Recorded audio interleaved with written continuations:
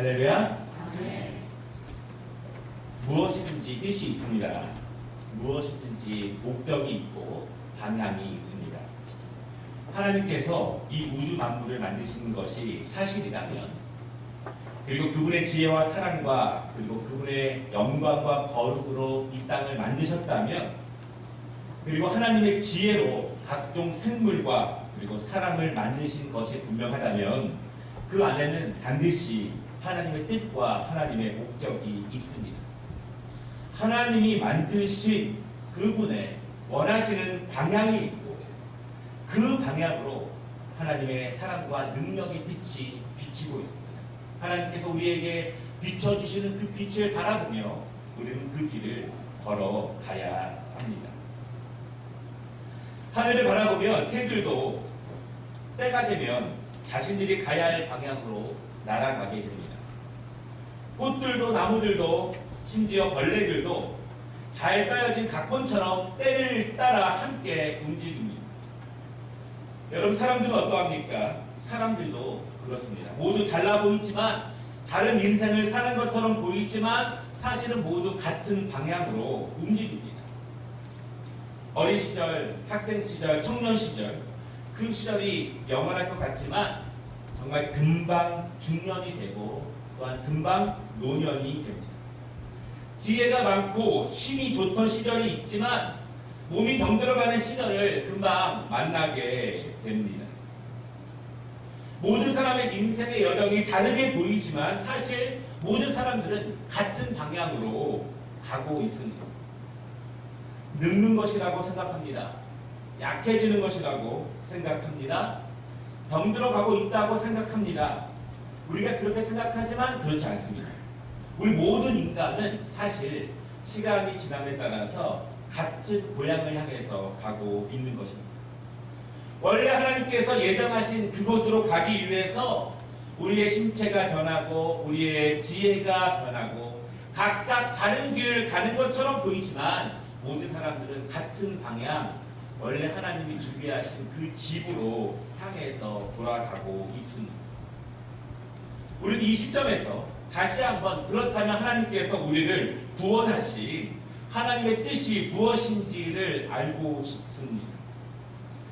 하나님께서는 우리를 최종적으로 그분의 영광스러운 아버지의 나라로 인도하실 것입니다. 여러분, 그곳은 완전한 평화가 있고 완전한 영광이 있는 곳입니다. 그러면 하나님께서는 그 나라에 우리를 입성하게 하시려고 우리를 구원하게 하신 것인데, 그러면 문제는 지금 그 하나님의 구원의 영광이 하나님의 나라에 갈 때까지 이 땅에서 우리를 어떻게 준비시키시고 우리에게 어떠한 모양으로 우리를 살게 하시는가, 그것입니다. 하나님이 지금 하나님의 나라에서 우리를 기다리고 계십니다. 그러면 우리가 어떠한 모습으로 하나님의 나라에 들어오기를 하나님이 원하시는지, 무슨 일을 어떻게 하다가 아버지의 집으로 돌아오기를 하나님이 기대하고 계시고 또한 그 모습으로 준비하고 계신지를 우리가 생각해 보아야 합니다. 왜냐하면 그것이 우리를 구원하시고 우리를 천국 백성 삼아주신 하나님의 뜻이기 때문에 그렇습니다. 오늘 본문을 통해서 그렇다면 하나님께서 우리를 구원하신 뜻, 우리가 걸어가야 될 그 방향, 우리가 최종적으로 도착해야 될 그곳을 위해서 우리가 어떻게 이 땅에서 살아갈 수 있을까를 함께 말씀을 통해서 나누려고 하는데요. 첫 번째는 이미 자막에 나와 있죠. 구원을 주시는 하나님의 은혜가 나타나며, 이렇게 오늘 우리가 함께 읽은 말씀 가운데 있습니다. 여러분, 꼭 기억하시기를 바랍니다. 하나님께서 우리에게 주시는 구원은 쉽게 말할 수 있는 가벼운 단어는 아닙니다. 하나님께서 우리에게 주시는 구원은 작은 능력이나 아무렇지도 않게 변화가 나타나는 그 단어가 아니라는 것입니다. 하나님이 우주 만물의 주인이시고 창조주이신 전능하신 하나님의 가장 큰 일이 바로 구원입니다. 구원이 하나님의 가장 큰 일이라면 사실 우리에게 아무렇지도 않게 가볍게 작게 다가오는 것이 아니라는 그런 말씀입니다. 우리 오늘 우리가 함께 읽은 말씀 11절 말씀을 크게 생각해 볼 필요가 있습니다. 하나님의 구원하심이 우리에게 분명하게 나타나면 이렇게 말씀합니다. 분명하게 변화가 영적으로 또한 육적으로 우리에게 나타난다 그렇게 말씀하시는 것입니다. 여러분 하나님의 구원이 나타나면 우리에게 영적으로 분명한 변화가 있다는 것을 믿으시기를 바랍니다. 분명한 성령의 인치심이 우리에게 있습니다. 분명하게 하나님이 나를 구원하셨다고 하는 분명한 믿음이 생깁니다. 이 분명한 믿음은 예수 그리스도가 나의 구주가 되시고 나의 인생을 그분의 뜻대로 인도하신다는 분명한 내적 체험이 우리에게 있는 거예요. 구원하심이 하나님의 가장 큰 일이라면 그 영적인 체험은 우리에게 흐리흐리하거나 애매모호하게 임하지 않는다라고 하는 것입니다. 하나님의 가장 큰 일인 그 구원은 우리에게 분명하고 명백하고 임팩트가 있고 능력으로 나타난다라고 하는 것입니다. 그 구원하심이 우리에게 나타나면 그것은 인생의 가장 큰 변환점이 되고 변화의 동력이 됩니다. 그리고 우리의 인생의 목적을 바꿀 수 있는 힘을 줍니다. 그 하나님의 큰 일인 구원이 우리에게 임하기 전과 임한 후에 삶이 달라질 수 있도록 우리가 새로운 결심을 날마다 할 수 있도록 또한 성령께서는 그 결심이 지속적으로 유지될 수 있도록 힘을 낼 수 있도록 성령께서 우리에게 그 힘을 도와주십니다. 여러분 그런데 하나님의 구원하심이 나타나면 실질적으로 하나님이 우리를 어떻게 인도하시는가 이런 말씀입니다. 어떻게 우리는 구원하신 하나님의 뜻, 우리가 나아가야 할 방향, 그 방향을 우리가 어떻게 알도록 성령께서 인도하시는가 그것이 오늘 말씀 12절에 나와 있습니다. 성경은 그것을요 양육이라고 말합니다. 하나님은 구원받은 자녀들을 양육하신다 이렇게 말씀하고 있습니다. 여러분 마치 아이가 태어나면 부모가 모든 사랑과 정성으로 자녀를 양육합니다. 그것처럼 구원받으면 구원하심이 나타나면 하나님이 그 자녀들을 양육하신다 그렇게 말합니다.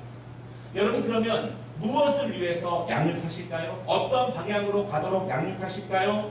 하나님은 우리를 어떻게 키우시기를 원하실까요? 그것이 12절에 세 가지의 양육의 목표가 나오는데 그것은 신중함과 의로움과 경건함이다.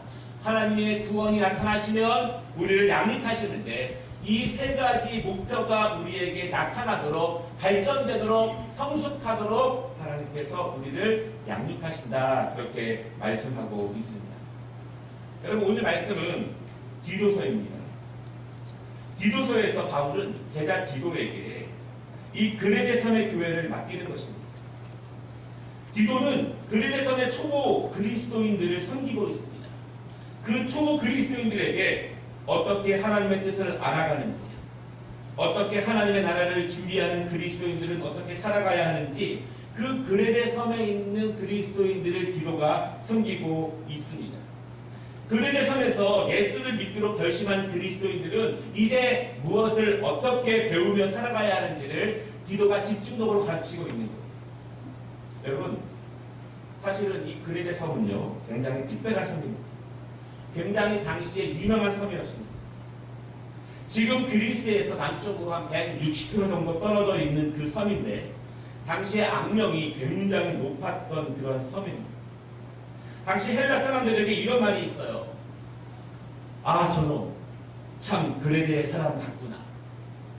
참 수치스러운 욕을 하는 그런 말입니다. 이 말의 뜻이 무슨 말이냐면 이 사람은 참 포악하고 입만 열면 거짓말로 사는 놈, 도덕성이라고는 눈꼽만큼도 없는 사람, 이렇게 헬라 전역에 이런 욕이 알려져 있습니다.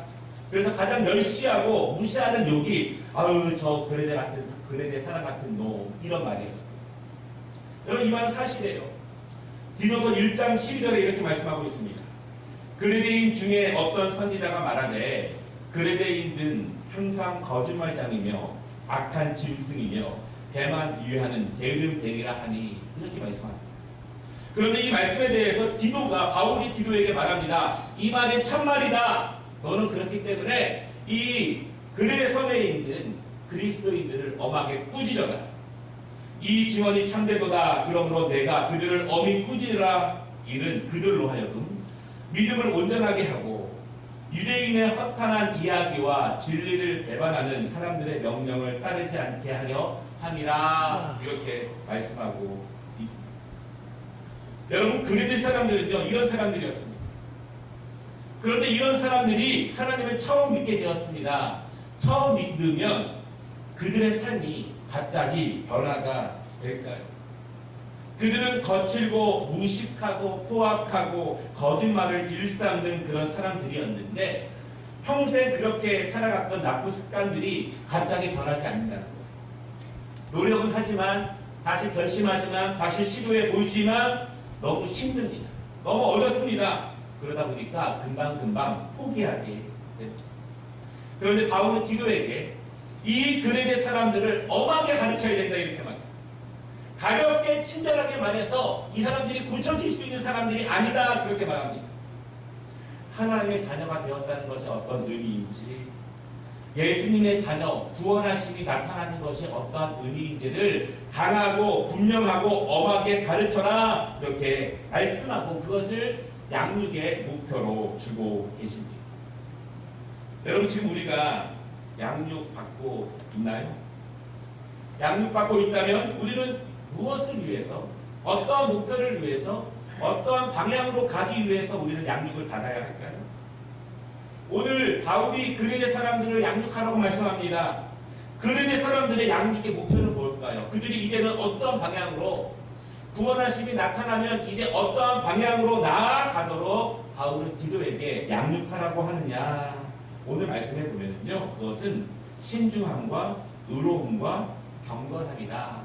그 세 가지의 방향으로 나아가도록 양육하라 그렇게 말하고 있습니다. 여러분, 무슨 뜻일까요? 먼저는 신중함입니다. 신중함은 침착하고 듬직한 것을 말하는 것은 아닙니다. 신중함은요, 신실한 마음을 의미합니다. 신실한 마음이라는 것은 신에 집중된 마음입니다. 세상적이지 않은 마음을 신중함이다 그렇게 말하고 있습니다. 원어를 보면은 굉장히 이 신중함에 대해서 강하게 말하고 있는데 이렇게 말합니다. 그들을 가르쳐라. 신실하지 않고 세상적인 열방이 충만한 그들에게 노라고 분명하게 가르쳐라. 이것이 신중함이다 그렇게 말하고 있습니다. 여기서 신중함이 무엇입니까? 신중함은 하나님께 속한 것과 세상에 속한 것을 분별할 줄 알도록 양육하라 그렇게 말하고 있습니다. 하나님의 구원이 나타나면 이렇게 신중함이 계속 나타나도록 양육받아라 그렇게 말씀하고 있는 것입니다. 여러분, 두 번째는 의로움입니다. 의로움을 위해서 양육받아라 이렇게 말씀하고 있는데 무슨 뜻입니까? 오늘 본문에서의 의로움은 어떤 상태를 말하는 것이 아니라 살고 있는 그 삶의 내용을 말합니다. 오늘 그 의로움의 뜻이 본문에 뭐라고 나와 있냐면 슬기롭고 자기를 통제하면서 살아라 그렇게 삶에 대해서 말하고 있습니다. 어떠한 내적인 상태가 의로움이 아니라 그렇게 살아가는 것, 자기를 통제하면서 자기를 절제하면서 살아가는 것, 그것이 의로움이다. 바울은 그레데 사람들에게 이렇게 가르치고 있는 것입니다. 자신을 무질서하지 않고 자신을 통제하는 삶을 살고 슬기롭게 살도록 가르치라. 그것이 양육의 목표라고 하는 것입니다. 여러분, 세 번째는 경건함입니다.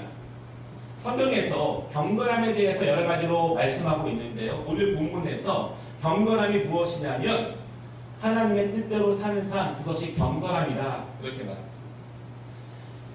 디도가 이 그레데 사람들에게 경건함을 강조하는 이유가 있어요.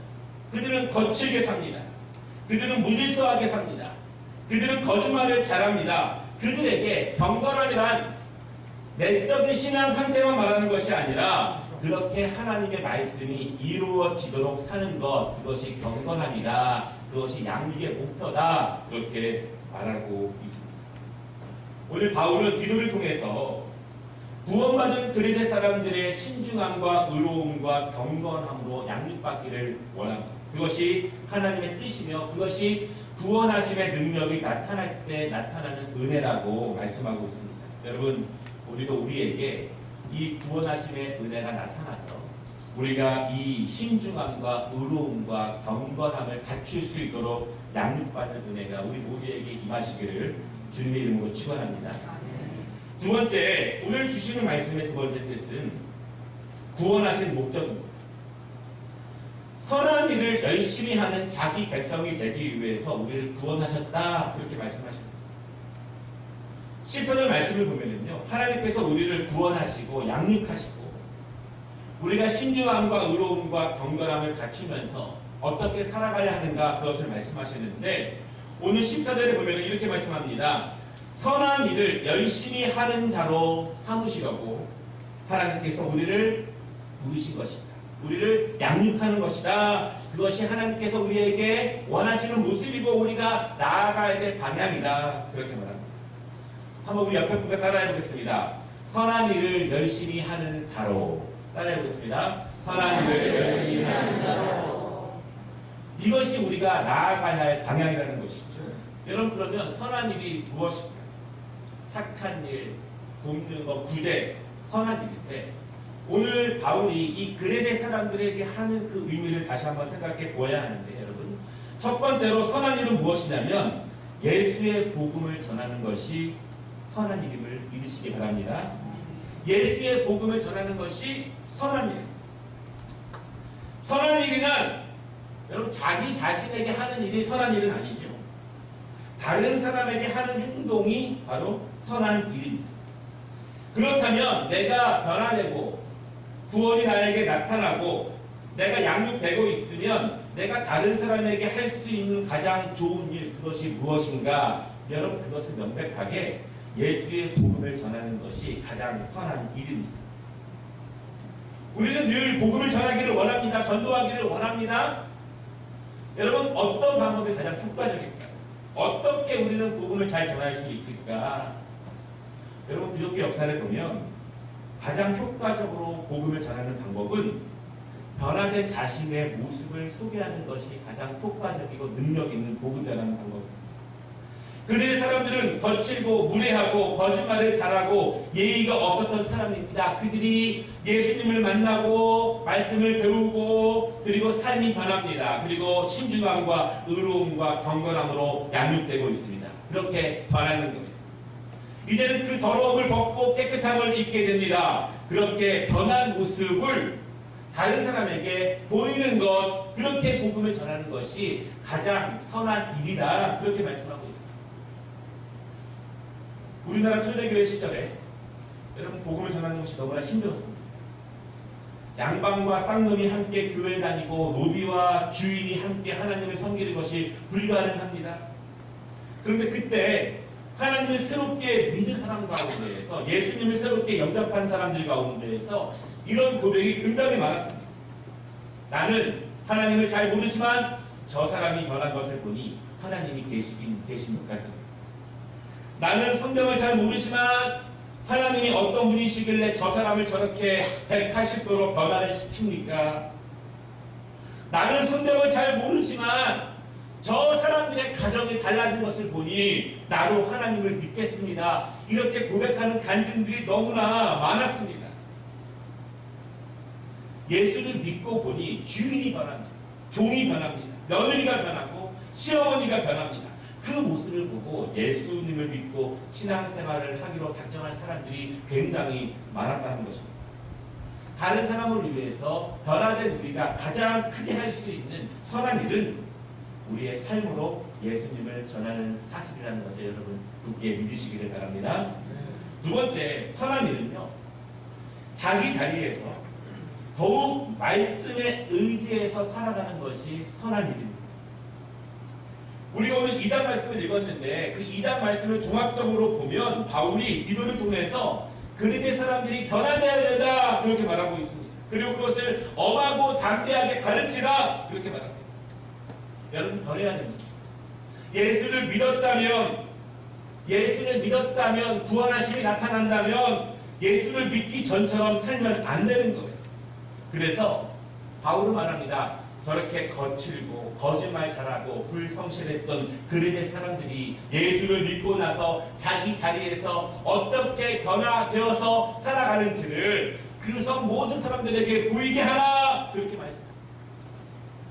2장 2절을 보면은요, 바울은 그레데에 있는 중장년 남자들에게 말합니다. 너희는 절제하라, 경건하고 신중하고 믿음과 사랑과 인내를 온전히 이루기를 디도에게 가르치라고 말합니다. 2장 3절에 보십시오. 그레데 중장년 여성들에게 말하는데요, 행실을 거룩하게 하고 입술을 조심하고 술을 너무 좋아하지 않도록 가르치라고 말을 합니다. 또한 2장 4절에 보십시오. 젊은 그레데 여성들에게 말합니다. 남편과 자녀를 사랑으로 보살피고 성실하게 집을 잘 세워가고 남편도 잘 섬기는 그리스도인들이 되게 하라. 그전에는 그렇게 못했다는 것입니다. 2장 5절을 보십시오. 젊은 남자들, 그들은 이제는 성실해야 된다. 이제는 구태하지 말아라. 이제는 단정하게 살아라. 이제는 악한 것을 그만하라. 그렇게 가르칩니다. 예수님이 믿으면, 구원하심이 나타나면 그렇게 살아라. 9절 말씀을 보면은요, 종들에게도 말하는 것이 있고 상전들에게도 말하는 것이 있다는 것입니다. 구원하심이 나타나면, 양육받고 있으면 그 방향으로 나아가게 되면 분명히 변화된 모습으로 선한 일이 열매로 나타난다는 것입니다. 그것이 하나님의 큰 일이기 때문에 그래요. 소소하게 애매모호하게 아무런 일 없이 나타나는 것이 아니라 그 구원하신 여호와의 큰 일이 나타나면 이러한 능력이 나타난다, 그렇게 말합니다. 남편은 남편으로서 변화되는 것입니다. 아내는 아내로서 변화되는 것이고, 주인은 주인으로서 변화되는 것이고, 종은 종으로서 변화되는 것이고, 직장인은 직장인으로 변화되는 것이고, 학생은 학생으로 변화되는 것이고, 자기 자리에서 하나님의 구원하심을 나타내고 양육받는 신중함과 의로움과 경건함이 내 자리에서 나타나서 그 땅의 모든 그레데 사람들에게 보이게 하라, 그렇게 말씀하고 있습니다. 여러분, 그런데 이 말씀을 다시 한번 14절 말씀을 들어가 있는데 뭐라고 말씀하고 있냐면, 그 일을 열심히 하라, 그렇게 말합니다. 열심히 하라. 힘을 내서 의지를 가지고 노력하고 열정적으로 감당해야 되는 것이지 예수를 믿는다고 해서 자동적으로 되는 일은 아니다, 그렇게 말씀하는 것입니다. 말씀을 마치겠습니다. 그레데 그리스도인들이 그렇게 살아야 될 이유가 있습니다. 우리가 그렇게 살아야 될 이유가 있습니다. 13절 말씀을 보면 이렇게 말씀합니다. 복스러운 소망과 우리의 크신 하나님 구주 예수 그리스도의 영광이 나타나심을 기다리게 하셨으니, 구원이 나타나면 이제 우리는 기다리는 사람이라는 것입니다. 무엇을 기다립니까? 크신 하나님의 영광이 나타나는 그날을 기다리는 사람이 되었다, 그렇게 말합니다. 무엇을 기다립니까? 하나님의 나라를 기다리는 것입니다. 그것은 우리는 이 땅에서만 끝이라고 살아가는 사람들이 아닙니다. 우리는 하나님께서 기다리고 계신 그 나라를 준비하며 이 땅에서 살아가는 사람들입니다, 그렇게 말씀합니다. 바라기는 여러분, 모든 것에는 하나님의 뜻이 있습니다. 우리를 구원하신 뜻은 우리를 양육하시고 우리를 신실한 제자로 삼으시고 우리의 삶을 변화시키시고 선한 일을 열심히 하는 그리스도의 제자로 만들어 가시는 것이 하나님의 뜻임을 여러분 믿으시기를 바랍니다. 하나님의 뜻에 합당하게 살면 하나님이 그래서 기뻐하시면 은혜를 주십니다. 하나님의 뜻대로 사면 하나님이 우리에게 풍성함을 주십니다. 오늘 그레데 사람들에게 주신 것처럼 그 은혜가 우리에게 충만하기를 주님의 이름으로 축원합니다. 기도하겠습니다.